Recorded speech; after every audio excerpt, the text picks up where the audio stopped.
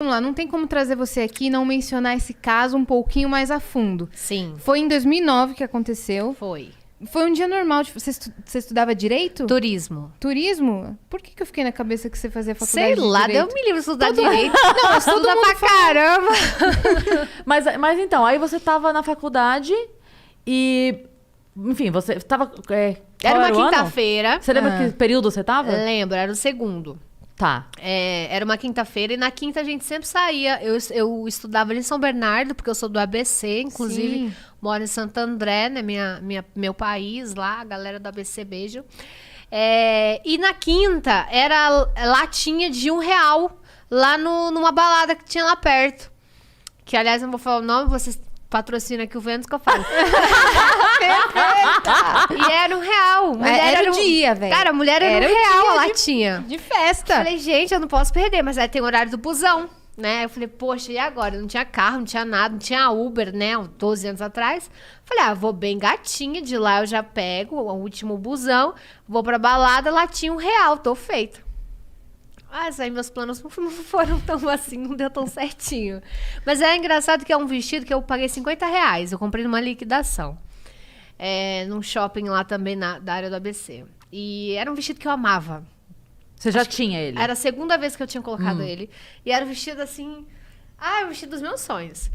Era rosa, tinha um pano molinho. E era uma coisa que eu me sentia tão bem dentro dele. Ele me fazia a minha autoestima. Eu me sentia tão bonita. Então, eu não entendi por que agrediu tantas pessoas. Se fosse hoje em dia, você acha que teria tido causaria a mesma reação nas pessoas? Acredito que sim. Muitos anos se passou e pouca coisa mudou em relação à mulher hoje na sociedade. A gente ainda continua sofrendo muitas represárias, ainda existe muito machismo, a mulher é muito pré-julgada o tempo inteiro, a gente tem que estar sempre se reafirmando, sempre cobrando respeito o tempo todo. Isso acontece na rua. Eu fui no mercado ontem, né? Tava com um vestido longo, mas bem justinho e cinza, marcava assim o corpo. 3 motoboys passaram, praticamente me comeram dentro da moto. E eu falei assim, impactada com a falta de respeito, só porque eu tava com um vestido longo, só que justo. Então ainda existe muito essa falta de respeito com as mulheres. Aí, eu ia perguntar, no dia quando você chegou, eu queria entender assim, como foi esse movimento? Começaram, uma pessoa falou, Do outra nada. falou, aquela situação ali, porque você tinha os seus amigos, a tua turma. Como é que isso... poucas pessoas mexiam ali da minha sala, porque eu tava no segundo semestre, equivale a, eu comecei a estudar em fevereiro, a gente tava em outubro. Então, ainda tava no começo. Havia uns assovios, eu sou muito extravagante, eu não diria, não gosto dessa palavra. Mas eu gosto de chamar a atenção, acho incrível isso. Desde sempre. E eu estava super mega produzida. Eu tava com uma roupa de ir pra balada, só que eu ia pra faculdade, que de lá eu ia pra balada. Quando eu cheguei, houve uns assovios, eu fiquei até feliz. Eu falei, gente, deve estar muito gata, tô muito arrasando. tô causando aqui. Tô linda. Quando eu cheguei, a primeira foi muito boa. E eu subi pelas rampas, né, com uma saia muito curta.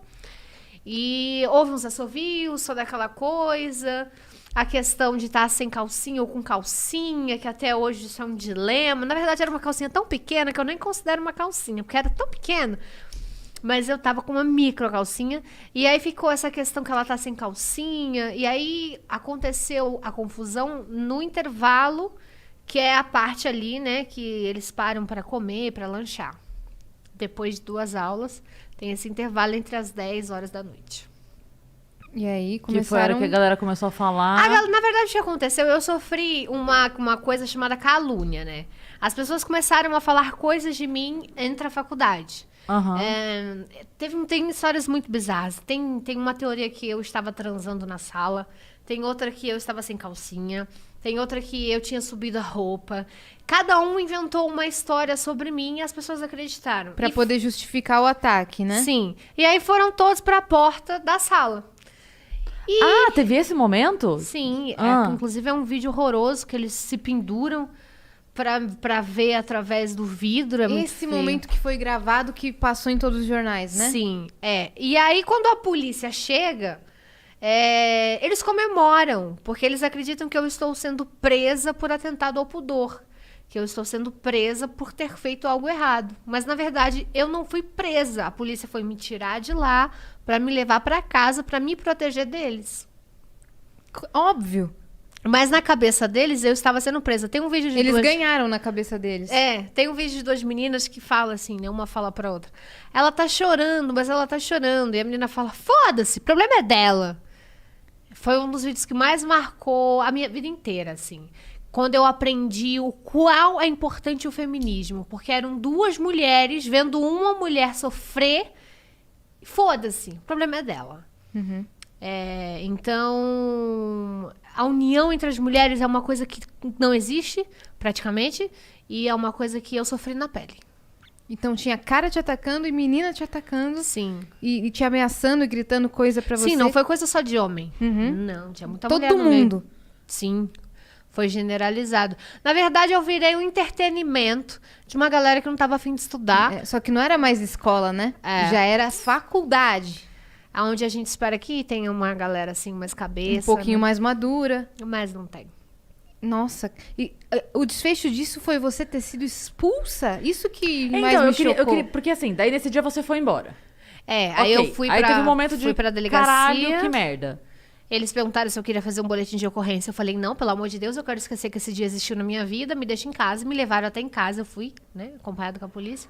Eu lembro como se fosse hoje. Eu pedi pra eles pararem um quarteirão antes pra que a minha mãe não cogitasse, nenhum vizinho, que eu chegasse num camburão, né, num carro de polícia. Então, eu fui andando e ele foi me escoltando até que eu entrasse e estivesse segura em casa. E na sua cabeça... E eles foram respeitosos? Sim, Tá. sim, com o tempo todo. Ninguém entendeu. É isso que eu tô verdade. pensando, porque assim, aí você pega, né, você parar o teu dia pra proteger uma menina dos amigos da faculdade que estão Sim. surtados, porque é muito... Sim, teve até um tweet que viralizou esses dias, não sei se chegou a ver, uma menina que fala... gente, hoje eu acordei e parei pra pensar no caso Geise Arruda, como parou a faculdade, isso ter acontecido, uma menina de vestido, ter parado a faculdade, ter sido ameaçada, deu polícia, ela foi expulsa, ela processou, aonde que isso ia acontecer hoje? É muito surreal. É Por muito isso surreal. que viralizou mundialmente. Eu dei entrevista pra New York Foi Times. internacional. Caramba. CNN. A CNN foi na minha casa perguntar. Quando não tinha nem no Brasil ainda. Eu falei com o mundo inteiro. Esse momento da vida... Porque assim, aí você chegou querendo esquecer esse dia. Foi. Você voltou no dia seguinte pra aula? Você demorou uns dias pra voltar? Como é que foi? Então, eu fui orientada pelo meu professor, né? Via Orkut. Saudades, inclusive. A não voltar. Ele falou assim, espera um pouquinho, né? Dá uns dias, não volta agora. Eu falei, tá bom. Inventei uma mentira pra minha mãe, que não tinha aula. Sua mãe então não tava sabendo de nada Você não até então. Eu não contei pra ninguém, porque eu achei que aquilo ali ia passar, né? Eu falei, bom, eu vou esperar esfriar, a poeira baixar e tal. Só que as pessoas filmaram nos seus celulares e postaram nas comunidades da faculdade no Orkut. Há 12 anos atrás, a internet não tinha a força que ela tem hoje, mas ela causou um estrago enorme, porque ela tornou aquilo público, né? Então, aconteceu na quinta, aí ficou rodando nas comunidades do Orkut, sábado, domingo, segunda, na terça, eu tava com o Fantástico na minha porta. Eles descobriram meu telefone, meu endereço, tudo.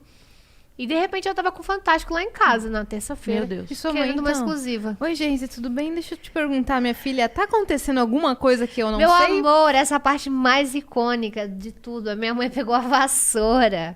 Ela queria dar vassourada na imprensa, porque eles estavam entrando, né? E a imprensa investigativa, para você que tá nos assistindo, ela é um pouco invasiva, né? Eles querem uma exclusiva. Então a minha mãe pegou a vassoura. Eu, mãe, pelo amor de Deus, não dá vassourada nas pessoas. São profissionais. E ela só queria entender, né? Sai aqui da minha casa. Não, Que mas esse foi bando de muita gente? imprensa. Não, foi muita. A gente não tá falando de pouca, a gente tá falando de todas as imprensas brasileiras. Eu tinha SBT, eu tinha Record, eu tinha um Fantástico. Eu tinha a Folha de São Paulo, eu tinha todo mundo no meu portão. Que absurdo, cara. Foi Parece surreal. aquela cena da Julia Roberts no Notting Hill, sabe? Quando ela dorme na cara do... Cara, eles abrem a porta, tá 50 pessoas, sabe aquela cena? Foi bem assim. Foto. É verdade, é verdade. E pra administrar aquilo tudo, aí eu falei assim, ó, eu vou falar tudo com todo mundo. Aí eu tive que contar pra minha mãe, meu pai, o que aconteceu. Eu fui obrigada, né, pra justificar, explicar por que a imprensa tava toda no nosso portão. Expliquei o que aconteceu. Aí eu falei, ó, eu vou conversar com todo mundo, mas eu gostaria de preservar o meu rosto e a minha voz, por favor. E todo mundo topou. Só que a Record, né, ficou por último. Eles não estavam com pressa, ficaram por último, que era o programa Fala Brasil, né, do Geraldo Luiz. Ficaram por último. E falaram, ó, a gente tem pra você, era uma sexta-feira, terça, agora eu já não lembro mais que dia que era. Era na semana. E aí, era uma proposta. Você dá uma exclusiva pra gente, a gente quer mostrar o seu rosto. Você não mostrou o seu rosto pra ninguém, né? Você não deixou mostrar o seu rosto, a sua voz pra ninguém. A gente quer uma exclusiva, a gente quer mostrar o seu rosto em rede nacional, a gente quer levar você no estúdio, a gente quer pôr você ao vivo. E em troca a gente dá um advogado, que não vai te cobrar nada. Falei, tá, mas e se eu perder o caso? Você não paga nada. E se eu ganhar? Aí você vê com ele e você paga alguma coisa pra ele. Mas ele não vai te cobrar pelo trabalho dele. Porque era uma causa praticamente ganha. E o advogado tava muito afim de pegar. Então, eu pensei, a minha mãe não queria, minha mãe não deixou, minha mãe começou a chorar. Falou, você não pode ir, como é que você vai mostrar seu rosto? Te xingaram na faculdade, te humilharam. Eu falei, mas é a única maneira de eu conseguir justiça. Eu não tenho dinheiro pra pagar um advogado? Bom, eu vou poder falar, as pessoas vão poder me ouvir. É uma forma de dizer que eu não Claro. tinha culpa.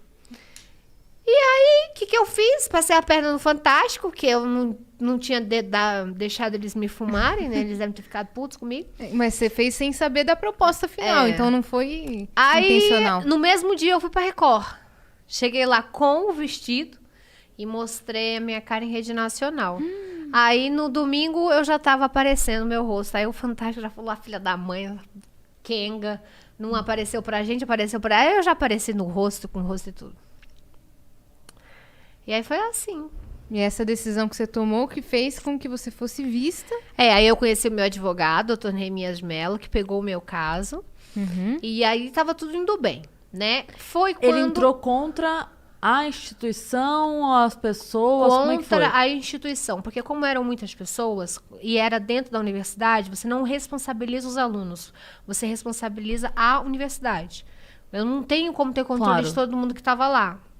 Então a gente processou a faculdade. Porque eles resolveram te expulsar. Aí que eles fizeram a grande besteira, e eu agradeço imensamente por isso, de pagar uma propaganda, né, um anúncio na Globo, em rede nacional, em horário nobre, com um textinho dizendo que a culpa era minha, que eu não estava vestindo trajes adequados para uma universidade. Mas não tinha uniforme, não tinha nada.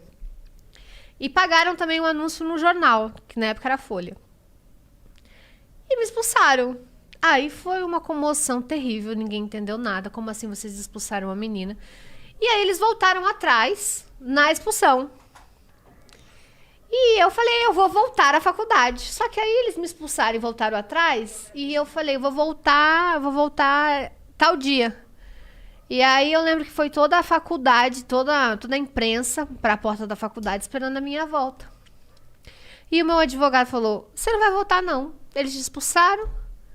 Revogaram a expulsão, agora você não pisa mais lá. Agora vamos pra justiça. Agora o negócio ficou mais embaixo. É isso. E aí eu não voltei mais. Aí você botou pra... Mas teve toda essa situação.